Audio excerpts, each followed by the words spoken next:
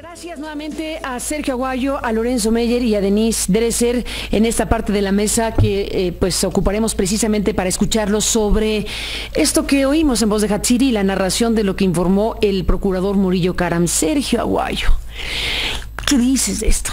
¿Qué dices de lo que desde todos los puntos de vista conduce a pues lo que aparentemente a lo que habría sucedido con los chicos de Ayotzinapa, y nos queremos seguir agarrando de esa hebrita para decir que bueno, pues hay que esperar a las últimas confirmaciones, pero la narración que se hace, no sé qué piensen de ella, Sergio? Mira, Carmen, creo que el punto de vista o la versión oficial ya está bastante clara. Es lo que ellos consideran la verdad oficial, y a ella se van a pegar porque no parecerían tener más evidencia al respecto. Dicho esto, hay dos consideraciones iniciales. La primera es el larguísimo tiempo que se tomaron para llegar a esas conclusiones, lo que apunta a un hecho que hemos venido señalando una y otra vez y que no está de más recordar en esta ocasión, que es la poca sintonía, la poca preparación que tiene la Procuraduría General de la República o el aparato de seguridad del Estado en general para responder con eficacia y rapidez a la atención a las víctimas. Es un Estado oxidado cuando se trata de las víctimas. No tienen ni la flexibilidad, ni los instrumentos tecnológicos, ni el personal preparado para responder con eficacia, y en ese sentido, pues lo que estamos observando de entrada es un reconocimiento tácito, y ahí está la semilla de la desconfianza total y plenamente justificada de parte de las víctimas, porque de entrada hay el reconocimiento, o se detecta con toda claridad que quienes gobiernan pues no están demasiado preocupados por lo que les pasa a ellos o a los suyos. En ese sentido, el escepticismo es también justificado, y queda como saldo de todo esto la enorme brecha que existe, la fractura, la ruptura que hay entre buena parte de la sociedad mexicana y quienes gobiernan, que están fuera de sintonía con las preocupaciones, las necesidades, los deseos de buena parte de México. No sé a estas alturas cuál vaya a ser el desenlace, pero pues no veo por dónde puedan conectarse los dos polos que, en lugar de encontrar puentes de comunicación, parecen que siguen ahondando en sus diferencias, porque sigue alimentándose desde otras fuentes, por otros motivos que seguramente veremos un poco más tarde, la desconfianza profunda desconfianza sobre los métodos que tiene este gobierno que preside Enrique Peña Nieto. Volvemos con Denise y Lorenzo. Lorenzo Meyer, después de escuchar a Sergio y de, bueno, pues recuperar lo que dijo Murillo Karam, el gobierno mexicano, la Procuraduría, sobre los elementos de información sobre lo que habría ocurrido con los jóvenes de Ayotzinapa. Lorenzo, ¿qué dices de todo esto? Carmen, creo que hay circunstancias donde las palabras y los conceptos fallan, o al menos me fallan a mí. Para describir lo que en principio o supuestamente oficialmente sucedió, bueno, pues las palabras están perfectas. Murillo Karam hizo una descripción larga de lo que ya el padre Solalinde había dicho y descrito desde tiempo atrás. Ahora, la explicación, las consecuencias, es ahí donde tengo problemas, porque la dimensión de lo que pasó en Iguala y lo que sigue pasando, admito que me sobrepasa. Mira, hay dos dos conceptos que han estado saliendo aquí a propósito del incidente, lo de desaparecidos. Bueno, a mí me parece que lo que está desapareciendo es el Estado mexicano.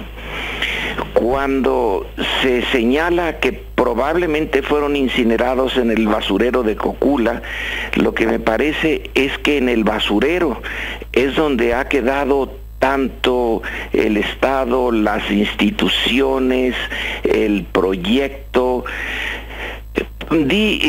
cualquier cosa sustantiva de la vida pública mexicana, pues puede resumirse en esos dos conceptos, a mi juicio, entre lo desaparecido y el basurero. La Procuraduría, dice Sergio, no da el resultado que se esperaba. ¿Cuándo nos dan la información? En vísperas de que Peña Nieto se vaya. O sea, todo indica que el calendario para dar la información dependía del viaje de Peña Nieto.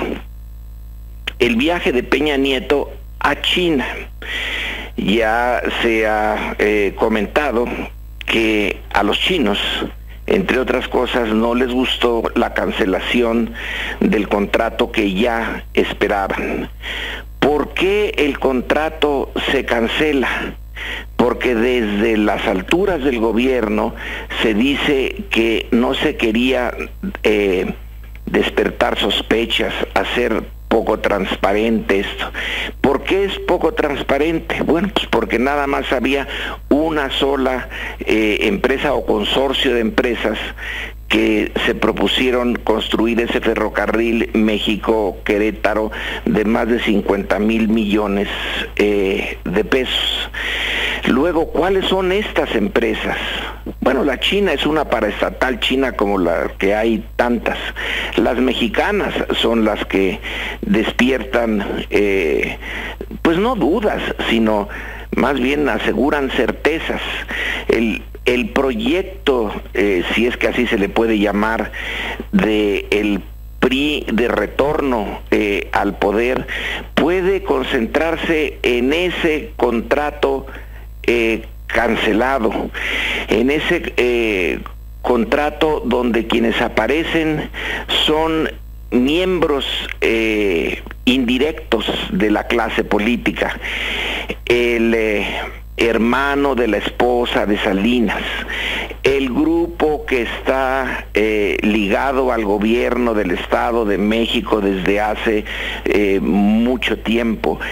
Tal pareciera que el objetivo central de los priistas, en particular de los de Atlacomulco, al regresar al poder, era hacer uso de las capacidades que aún le quedan al gobierno, de los recursos que tiene el gobierno, para adentrarse en negocios muy jugosos para lo que podemos llamar la élite del poder, que es el grupo que directamente tiene el gobierno y el que se está beneficiando de los contratos, de las concesiones, de los tratos con el gobierno. Y del otro lado queda, y no lo de Iguala solamente, queda también la idea misma de Ayotzinapa, de esta normal bajo asedio desde hace ya mucho tiempo, como las otras normales, como la que cerró Osorio Chong en el estado de Hidalgo, las que podían o pueden proveer de algo de movilidad social muy precaria a una serie de mexicanos, mientras otros mexicanos están acumulando millones y millones y millones. Y la casa esta de las Lomas, supuestamente de Peña Nieto, no es más que un granito, una muestra de este uso que se hace del poder en beneficio de algo rapaz que ya se ha expresado no solamente en México, sino en el exterior. En el último libro de Francis Fukuyama, bueno, México junto con Indonesia y con Nigeria son puestos por ese personaje conservador pero muy inteligente, que pone al México actual como un ejemplo en lo que se refiere a su gobierno de patrimonialismo rampante. El Estado está siendo usado para beneficio de unos cuantos de los que lo detentan. El Estado también, en lo de Murillo Karam, al final hay algo, Carmen, bien revelador, cuando se le pregunta por qué el ejército, estando allí, la institución gubernamental que los mexicanos le tienen más respeto, admiración, etcétera. Ahora no lo sé, pero las encuestas eran antes de Ayotzinapa, antes de Tlatlaya, y Murillo Karam dice, pues qué bueno que no intervino, porque si no las cosas hubieran sido peores. En esa afirmación se contiene un universo de verdades y de situaciones realmente terribles. Hubiera sido peor que el ejército interviniera, dice, porque hubiera intervenido del lado de la autoridad. Es decir, cuando Murillo dice lo que ocurrió en Iguala no es el Estado responsable, pues ahí está diciendo que sí, que sus instituciones, la institución militar, no interviene para evitar un crimen, porque si hubiera intervenido, hubiera actuado de una manera que hubiera puesto más en evidencia la descomposición del Estado, la desaparición del Estado, el basurero en el que está la política mexicana. Yo no sé cómo juzgará el futuro. Y alguien dijo que mientras se vivía en la Edad Media, pues nadie pensaba que estaba en la Edad Media. Mientras estamos discutiendo esto, no sabemos exactamente en dónde estamos, en cómo se nos juzgará en el largo correr de la historia. Pero es seguro que en la superficie la vida pública de México y la vida cotidiana transcurre igual para casi todos los mexicanos, casi todos. Pero en el corazón de nuestra estructura social, de la estructura del poder, hay algo que ya se rompió. Sí. Ya no sabemos qué hacer con nosotros mismos. Pues varias preguntas, Lorenzo, desde luego quedan ahí. Déjenme hacer una pausa y regresamos si les parece. Un momento. Denise Dresser, bueno, a reserva de que nos importa mucho tu opinión, por supuesto, el tema Ayotzinapa, también está el tema de la Casa de las Lomas, que hemos presentado como investigación especial este fin de semana, y también me importa mucho saber qué opinan al respecto del asunto, así que te pido una opinión breve del tema que nos seguirá ocupando mucho y mucho tiempo, que es el informe de la PGR sobre los jóvenes. Yo creo que la conferencia de prensa del procurador Murillo Karam, que termina con una frase en la cual dice "ya me cansé", y se refiere a que se ha cansado de responder las preguntas que le hacen los periodistas, debe llevarnos a una reflexión colectiva sobre aquello de lo que estamos cansados ya muchos mexicanos. Él está cansado de responder preguntas y hay muchos mexicanos cansados de una clase política depredadora, insensible e impune que gobierna el país como si fuera su feudo personal. Mexicanos cansados de un procurador que se cansa de responder preguntas incómodas de los medios y trata a esos medios con desdén. Cansados de un procurador que intenta minimizar lo acontecido en Ayotzinapa, negando que sea un crimen de Estado, cuando las acciones y omisiones que llevaron a la tragedia involucran a muchas de las instancias del Estado, la Procuraduría, el Ejército, la Policía. Muchos mexicanos cansados de un gobierno que, según Human Rights Watch, demoró las investigaciones sobre los 43 desaparecidos en Iguala y los 22 ejecutados en Tlatlaya. Mexicanos cansados de aceptar que policías municipales abran fuego contra estudiantes desarmados y que los entreguen a grupos criminales, y que después de ello no haya un debate sobre una ley nacional de policía. Mexicanos cansados de que tanto las autoridades estatales como las federales no intervinieran, Carmen, para proteger a los estudiantes esa noche, a pesar de que activistas locales de derechos humanos ya habían alertado al gobierno estatal de lo que estaba ocurriendo, y a pesar de que los autobuses en los cuales viajaban los estudiantes hubieran parado a 100 metros de una base del ejército. Mexicanos cansados de que las atrocidades que hemos presenciado no sean casos aislados, sino parte de un patrón de abuso y negligencia de las autoridades para lidiar con los problemas de violencia e impunidad. Y un gobierno que además, como lo revela la conferencia de prensa y la respuesta oficial ante el reportaje de la Casa Blanca, trata a los ciudadanos como si fueran idiotas.